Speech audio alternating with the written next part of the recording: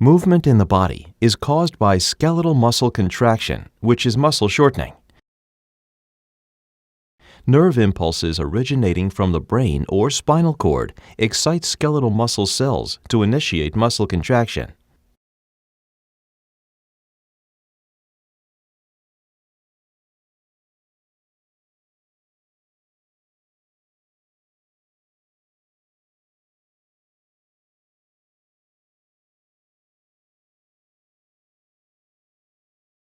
A group of muscle cells stimulated by a single motor neuron is known as a motor unit. There can be many motor units in a whole muscle. Each muscle cell consists of many rod-like myofibrils that contain the contractile proteins of the cell. To cause muscle contraction, the motor neuron must initiate an electrical impulse in the skeletal muscle cells, even though the muscle and neuron cells do not touch. There is a gap known as the synaptic cleft between the neuron membrane and the muscle cell membrane that only a chemical signal can cross.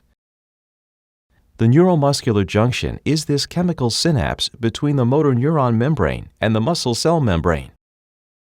Once the electrical impulse arrives at the end of the motor neuron, voltage-dependent calcium ion channels open, thereby allowing calcium to enter the neuron. This increase in intracellular calcium causes the release of neurotransmitter acetylcholine into the synaptic cleft.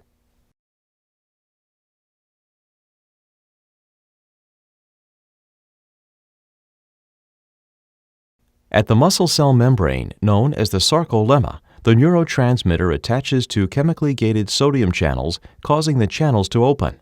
This allows the passage of sodium into the skeletal muscle cell. The entry of sodium creates an electrical impulse, also known as an action potential, which excites the sarcolemma.